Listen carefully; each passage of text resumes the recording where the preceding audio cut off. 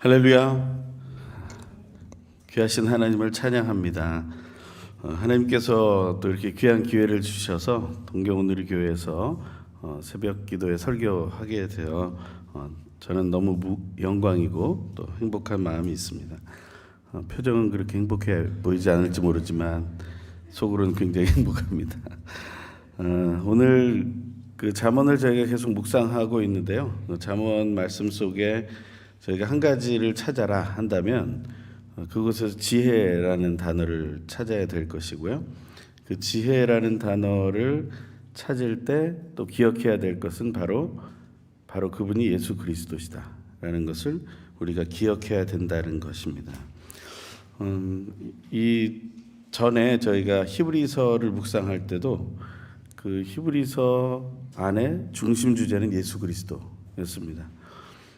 그 히브리서에서 구약과 신약을 섞어서 얘기하는 가운데 변치 않는 한 가지가 있었다면 그것이 바로 지혜라는 것일 겁니다. 그래서 그 지혜라는 것이 바로 어떤 것인가 하는 것을 우리는 만나게 되는데요. 삶 속에 있어서 많은 사람들은 처세술이라는 얘기를 합니다. 하지만 처세술 정도의 지혜를 말하고 있는 게 아니라는 것을 잠언 8장에 와서야 이제 더 명확하게 얘기하고 있습니다.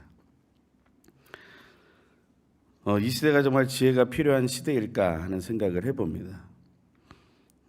여러분들은 그 지혜를 받아서 잘 사용하고 계시는지도 한번 또 질문해 보면 좋을 것 같습니다. 이곳에 오면서 검색을 좀 해봤는데요. 일본이 여러 가지 어려운 점도 있고 또 좋은 점도 있겠지만 2019년 정도부터 굉장히 좀 중심적으로 생각하고 있는 일본 정부에서랑 그 부분이 바로 농산물이 이렇게 생산되잖아요. 그 생산된 농산물이 상품성이 떨어지기 때문에 다 버려지는 게 많다는 거예요. 죄송합니다. 이 상품성이 안 되는 것들을 그 농가에서 다 버리게 되는데 그 퍼센티지가 전 세계에도 그런 이야기가 나오지만 한 45% 정도가 버려진다고 그래요. 농부는 굉장히 애를 써서 하는데 반 가까이를 상품성이 되지 않는다고 그래서 버리게 된다는. 그래서 2019년 통계를 보면 일본에서 약 13억 톤의 농산물이 버려졌대요. 너무 심각한 일이죠. 그건 한국도 마찬가지입니다. 그래서 푸드 로스라고 하는데 이 푸드 로스 뱅크라는 걸 만들어서 어떻게 하면 그걸 좀 더 살려낼 수 있을까 이런 것들을 기획하고 그것을 실행한다고 합니다. 그 아름다운 열매들이 상품성이 없다고 해서 맛이 없는 게 아니거든요. 오히려 더 맛이 있는 그런 생산물일 수 있습니다. 그런데 그것을 버린다. 이것을 우리가 잘 활용할 수 있는 방법을 찾아내는 그 가장 중요한 노하우가 바로 지혜일 것입니다. 어떻게 하면 이것을 모든 사람이 바르게 생각하고 판단하게 할 수 있을까? 요즘 가장 이슈가 되고 있는 또 이스라엘 팔레스타인 전쟁에 대한 이야기를 우리는 듣고 있습니다. 한 일주일 정도 지나면서 양쪽의 사상자의 수를 세보니까 10,000명이 넘어가고 있어요. 어마어마합니다. 이스라엘은 4,000톤의 폭발물을 담은 폭탄 6,000발을 쐈다고 하고요. 이 팔레스타인 쪽에서는 로켓포를 또 5,000발이나 쐈다고 얘기합니다. 어마어마한 비용이 들었죠. 그 어마어마한 비용이 들어서 이스라엘 사람들은 한 3,000명 정도의 사상자가, 그리고 팔레스타인 사람들은 한 7,000명 정도의 사상자가 났다는 것이죠. 이것은 게임이 아닙니다. 이것은 매우 심각한 일이고 그들이 바로 나의 가족이라고 생각한다면 그것은 너무나 큰 비극이 되는 것이죠. 이런 문제에서 그저 단지 중동전으로 또 세계전으로 발전할 것이냐 그렇지 않느냐 여러 가지 논평들이 나오고 있지만 사실 가장 큰 문제는 그게 아니죠. 왜 우리들의 마음은 그렇게 악한가 하는 것입니다. 왜 그런 것을 보고도 그냥 넘어가는가? 남의 집 불구경을 하는 것처럼 이런 상황 속에서 우리가 또 한 번 하나님 앞에 간절히 간구해야 될 것은 하나님 지혜를 주십시오 라는 기도가 필요하다라는 것입니다. 그 지혜는 어디로부터 오는 것입니까? 삼위일체 하나님으로부터 오는 것입니다. 하나님 아버지와 예수 그리스도 성령 하나님께서만 우리에게 그 지혜를 베풀어 주시고 우리가 그 지혜를 받아서 살아가는 훈련을 매일매일 하게 될 때 우리는 그 안에서 하나님의 지혜가 없으면 살 수 없는 그런 하나의 아주 거룩한 습관을 갖게 되겠죠. 하지만 우리는 이미 너무 똑똑합니다. 많은 것을 알고 있어요. 너무 많은 경험을 했고 나이가 들수록 지식에 있어서도 더욱더 풍성해지고 물론 약간 기억력이 떨어지기는 하는데 그래도 살만합니다.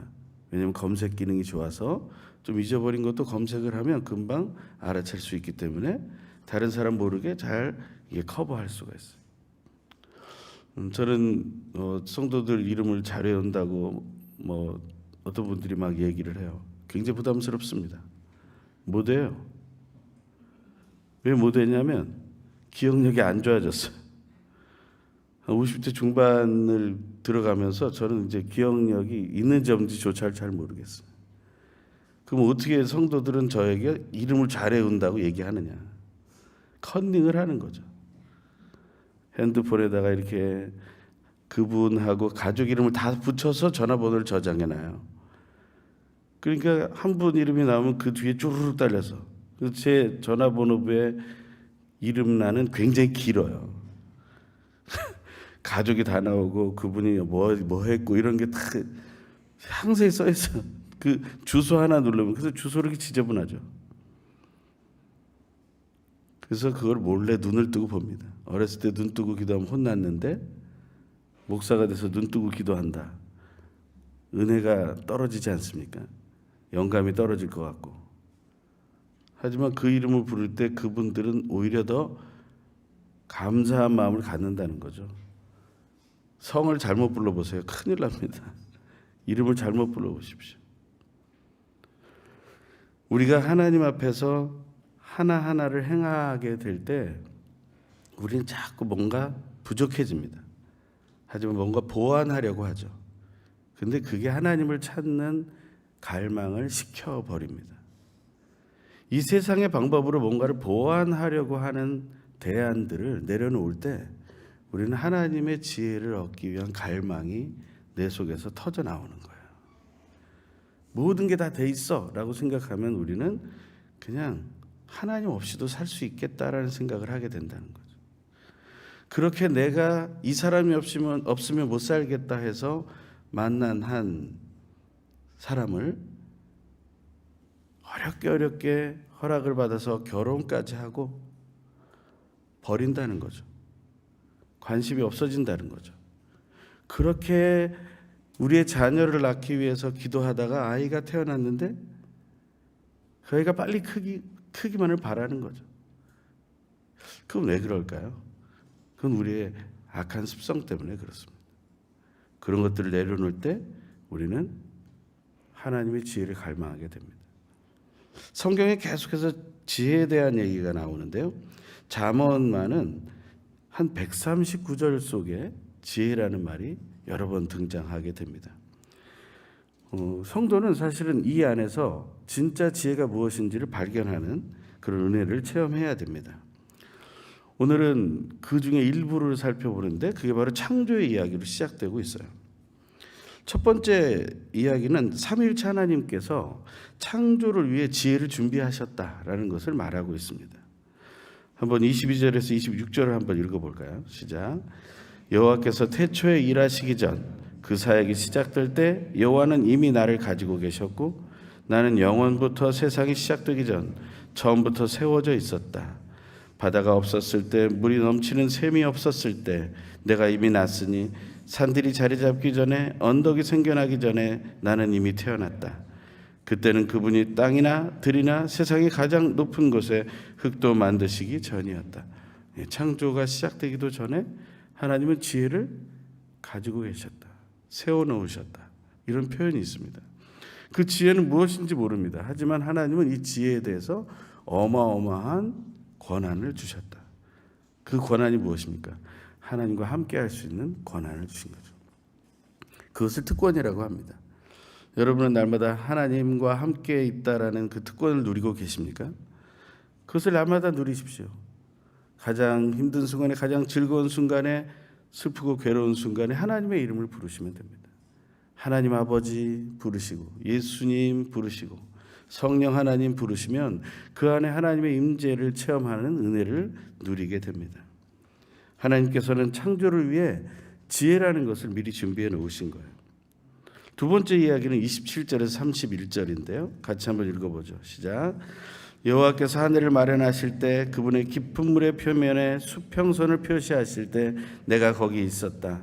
그분이 저 위에 구름들을 만드시고 깊은 샘이 솟아나오게 하실 때 그분이 또 바다의 경계를 정해 물이 명령을 어기지 못하게 하실 때 땅의 기초를 정하실 때 내가 바로 그분 곁에 있는 장인이었다.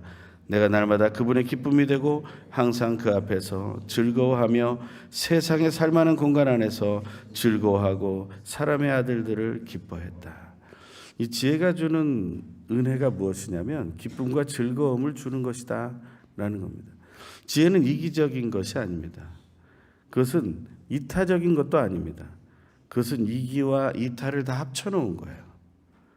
나에게도 기쁨이 되고 즐거움이 될 뿐만 아니라 상대방에도 또 여러 영향력을 받는 그 분들에게도 다 기쁨이 되고 즐거움이 되는 것이다 라는 거죠. 제가 지혜를 얘기할 때 쓰는 예가 하나 있습니다. 그 탈무드에 나오는 예인데요. 어떤 아버지가 돌아가시면서 삼형제에게 이렇게 유언을 하셨어요. 큰아들은 2분의 1, 둘째 아들은 4분의 1, 셋째 아들은 6분의 1을 가져가라. 그래서 아버지가 뭘 남겨놓은지 몰랐는데 남겨놓으신 걸 보니까 양 11마리를 남겨놓으신 거예요. 그러니까 아무리 나눠봐도 나눌 수가 없는 거예요. 홀수다 보니까 2분의 1 해도 반을 잘라야 되고 어려워지는 거죠. 자기들끼리 싸우고 다투고 뭐 타협도 해보고 여러 가지 방법을 쓰다가 해결이 안 돼서 랍비를 찾아갑니다. 그랬더니 그 랍비가 그 얘기를 듣자마자 자기 양을 하나 꺼내서 줍니다. 가져가라. 그래도 왜 랍비가 그 양을 저에게 주십니까? 가져가라 그냥. 그래서 그 형제가 미안한 마음을 가지고 가져왔어요. 그래서 2분의 1을 가지고 그 12마리가 됐죠. 6마리 가져가고 4분의 1을 가지고 3마리 그리고 또 나눠서 2마리를 가져갑니다. 그랬더니 1마리가 남는 거예요. 참 이상하죠. 그 1마리 남은 걸 가지고 다시 랍비에게로 갑니다. 랍비 1마리가 남았습니다. 놓고 가라. 랍비는 랍비대로 자기가 할 일을 다 했어요. 그 형제들은 싸우지 않고 아버지 영 그대로를 상속받았습니다. 모두가 기뻐하는 일이에요. 이 교회가, 이 사회가, 우리의 가정이 정말 아름답고 기쁘고 즐거울 수 있는 비결은 하나님의 지혜가 필요한 것이죠. 성경은 처음부터 끝까지 삼위일체 하나님의 지혜로 가득 차 있어요. 삼위일체 하나님께서는 지혜로 온 만물과 우주를 창조하셨는데 그것에는 기쁨과 즐거움이 있었다. 그 안에는 누구의 기쁨이 있었겠습니까? 창조주 하나님의 기쁨, 보시기에 좋았더라. 기쁨과 즐거움이 표현된 것이죠. 그럼 그 만물들은 어땠을까요? 서로가 보기에 너무 좋았다는 거죠. 사람들이 서로 보기에 좋을 때 그때 우리는 안정이 된다고 얘기합니다. 하지만 서로가 눈을 흘리게 될 때 우리는 불안정해진다고 생각합니다. 지금 새벽이라 서로 너무 보면 또 힘들 수도 있으니까요. 평소 주일에 만나서 인사하실 때 그분의 존귀함이 보이게 해달라고 기도하시기 바랍니다. 그분이 나에게 했던 어떤 것들이 보이는 것이 아니라 그분 자체가 가진 존귀함, 그것을 보게 될 때 우리는 새로운 능력을 체험하게 될 것입니다. 지혜가 제일 먼저 나타나는 성경 구절은 신명기 32장 6절이에요. 신명기 32장 6절에 이런 말이 나옵니다. 어리석고 지혜 없는 백성들아. 처음 나오는 건 아닌데 이 지혜에 대해서는 얘기합니다. 어리석고 지혜 없는 백성들아, 너희가 여호와께 보답하는 게 이것이냐? 너희를 만들고 지으신 분이 너희 창조자이신 너희 아버지가 아니냐? 어리석은 사람, 지혜가 없으면요 하나님이 창조주인 것을 모르는 거예요. 그리고 시편 기자는 어리석은 자는 하나님이 없다라고 말한다. 시편 104편 24절에는 이렇게 얘기합니다. 오 여호와여, 주께서 하시는 일이 얼마나 다양한지요. 주께서 그 모든 것을 지혜로 지으셨으니 이 땅이 주의 부요함으로 가득합니다. 풍성하게 지으셨다는 겁니다. 그냥 나무 하나 몇 그루를 놓고 우리에게 나눠 먹으라고 나눠 보라고 하지 않으셨어요. 우리가 셀 수 없을 만큼의 자연을 만들어 놓고 하나님은 우리에게 공급해 주고 계시는 거예요. 그걸 가지고 싸울 이유도 없습니다. 그 땅을 가지고도 싸울 이유가 없어요. 풍족한 땅이 널려져 있습니다. 하지만 우리는 한 군데 몰려서 싸우게 되는 것이죠. 예레미야 시편 136편은 이렇게 얘기합니다. 지혜로 하늘을 지으신 분께 감사하라. 그 인자하심이 영원하시다. 물 위에 이 땅을 펼치신 분께 감사하라. 그 인자하심이 영원하시다. 큰 빛들을 지으신 분께 감사하라. 그 인자하심이 영원하시다. 우리는 창조주 하나님을 높이고 찬양하는 삶을 날마다 살아야 된다는 거예요. 예레미야는 그 예루살렘 성이 무너지는 그런 상황을 바라보면서도 이렇게 고백합니다. 예레미야 10장 12절. 그러나 하나님께서는 그분의 권능으로 땅을 만드셨고 그분의 지혜로 세계를 세우셨으며 그분의 분별력으로 하늘을 펼치셨습니다. 오늘 본문에 내가 바로 그분 곁에 있는 장인이었다라고 말하는데 그것은 무엇이냐면 하나님 옆에 늘 있어서 하나님이 쓰시고자 할 때 도구가 되었다라는 얘기를 하고 있는 것입니다. 우리가 하나님 앞에 지혜로운 삶, 하나님이 원하시는 지혜로운 삶을 살게 될 때 하나님의 도구로 쓰임 받을 수 있게 되는 것이죠. 그 은혜가 우리 모두에게 있기를 간절히 소망합니다. 마지막으로 본문 32절에서 36절은 삼위일체 하나님께서 예수님을 따르는 우리에게 지혜를 주시고 그 지혜대로 살기를 원하신다는 것을 말하는 것입니다. 한번 32절부터 36절을 읽겠습니다. 그러니 오 내 자녀들아 내 말을 잘 들으라. 내 도를 잘 지키는 자들은 복이 있다. 내 훈계를 듣고 지혜롭게 되라. 그것을 거부하지 말라. 내 말을 듣고 날마다 내 문을 지켜보고 내 문 기둥에서 기다리는 사람은 복이 있다. 누구든 나를 찾는 자는 생명을 찾고 여호와께 은총을 받을 것이다. 그러나 내게 죄짓는 자는 자기 영혼을 해치는 것이니 나를 싫어하는 모든 사람은 죽음을 사랑하는 사람들이다. 아멘. 잠언에서는 자녀, 부모가 자녀에게 말하는 이야기로 많이 나옵니다. 근데 그 부모가 누구입니까? 단순한 솔로몬이 아니에요. 그냥 지혜로웠던 어떤 부모가 아닙니다. 그분은 바로 우리의 하늘에 계신 우리 아버지이시죠. 그 아버지 되신 하나님께서 우리에게 지혜를 심어주고 싶은 겁니다. 그게 바로 복이라고 얘기합니다. 하지만 그것을 누리려면 잘 지켜내는 훈련을 해야 됩니다. 머리로 아는 것과 지켜내는 것은 다른 것이죠. 그것을 하나씩 하나씩 지켜내는 삶, 그리고 그것을 거부하지 않는 삶, 그리고 그것을 기다리는 삶, 그것을 찾는 삶, 그때 생명의 은총을 누리게 된다라고 말합니다.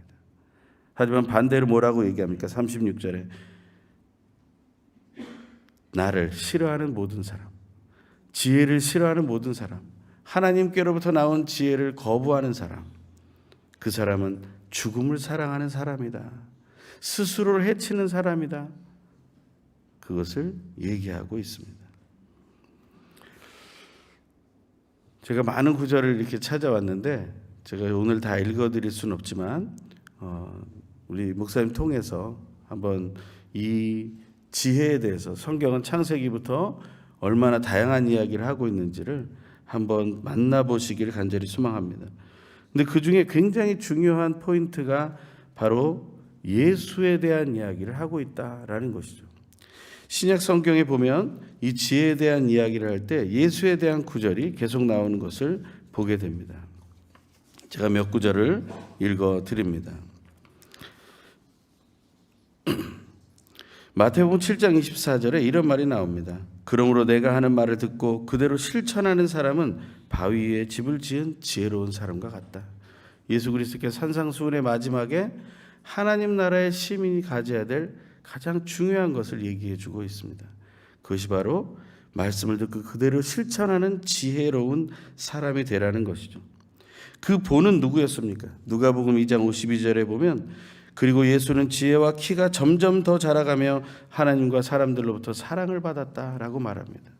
바로 예수님이 그 지혜의 핵심이 되었고, 그것의 특징은 살아가는 모든 과정 속에 사람들에게 사랑을 받았다. 사랑을 받기 원한다면 하나님의 지혜를 구하십시오. 그 지혜는 야고보서의 말에 의하면 사탄으로부터 오는, 세상으로부터 오는 그런 미혹적인 지혜들이 있습니다. 하지만 야고보서는 그것이 아니라고 명확하게 얘기하죠. 진정한 지혜는 바로 하나님께로부터 오는 지혜라고 얘기합니다. 야고보서 말씀에 3장 17절에 이렇게 나옵니다. 그러나 하늘에서 오는 지혜는 무엇보다도 성결하고 또한 화평하며 관용하고 양순하며 긍휼과 선한 열매가 가득하며 편견과 위선이 없습니다. 선한 덕목을 다 간직하고 있는 게 바로 하늘로부터 오는 지혜다라고 얘기합니다. 그럼 그 지혜를 어떻게 해야 합니까? 야고보서 1장 5절에는 이렇게 얘기합니다. 여러분 가운데 누구든지 지혜가 부족하면 모든 사람에게 후히 주시고 꾸짖지 않으시는 하나님께 구하십시오. 그러면 주실 것입니다. 하늘의 지혜를 구하세요. 그런데 그 하늘의 지혜를 구하는데 내가 어떻게 받을 수 있습니까? 택배를 시키면 택배가 오잖아요. 우리가 기도하면 응답이 오죠. 그 응답이 어디에 나타났습니까? 바로 디모데후서 3장 15절. 또 너는 어려서부터 성경을 알고 있다. 성경은 내게 그리스도 예수 안에 있는 믿음으로 인해 구원에 이르는 지혜를 줄 수 있다.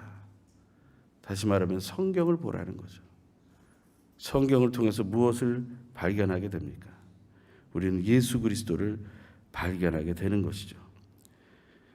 골로새서 2장 3절은 이렇게 얘기합니다. 그리스도 안에는 지혜와 지식의 모든 보화가 감춰져 있습니다. 예수 그리스도를 배우고 익히고 따라 살 때 우리는 그 속에 감춰진 하나님의 지혜를 온전히 터득하게 된다는 것입니다. 예수님에게 집중하십시오. 우리가 또 잠언의 말씀을 계속 묵상하게 될 것인데 그 말씀 속에서 지혜를 예수님으로 바꿔놓고 계속해서 또 묵상해 보십시오. 그것이 우리에게 얼마나 아름다운 이야기들을 선사하는지를 발견하게 될 것입니다. 성도로서 꼭 해야 되는 세 가지를 말씀드리고 말씀을 마치려고 합니다. 우리가 지혜롭게 하나님께서 주신 것을 가지고 나뿐만 아니라 세상뿐만 아니라 하나님까지 기쁘게 할 수 있는 세 가지 방법. 그 첫 번째는 생명을 살리는 일을 해야 된다는 것입니다. 죽이는 일을 하면 안 됩니다. 하나님은 생명을 창조하신 분이고 죽은 자도 살리시는 분이십니다. 두 번째는 우리가 서로 존중함을 통해서 서로 사랑하는 그 삶을 실천해내야 합니다. 그래야 진정한 화평이 이루어집니다. 서로 존중하고 서로 사랑하는 믿음. 사탄은 계속해서 우리 마음속에 평가를 주겠죠. 하지만 우리는 그것을 눌러놓고 하나님이 원하시는, 하나님이 창조하신 그대로의 존중을 할 수 있어야 되고, 그것으로 사랑할 때 우리는 진정 하나님이 원하시는 화평을 체험하게 됩니다. 끝으로 우리가 하나님의 지혜로 할 수 있는 가장 중요한 것은 거짓과 싸워 이겨내는 일이에요. 우리를 힘들게 하고 괴롭게 하는, 미혹하는 그 거짓, 내 속에 정말 깊이 새겨져 있는 거짓과 싸워 이겨내야 한다는 것이죠. 그 믿음의 고백이 우리 안에서 이루어지고 드러나게 되길 간절히 소망합니다.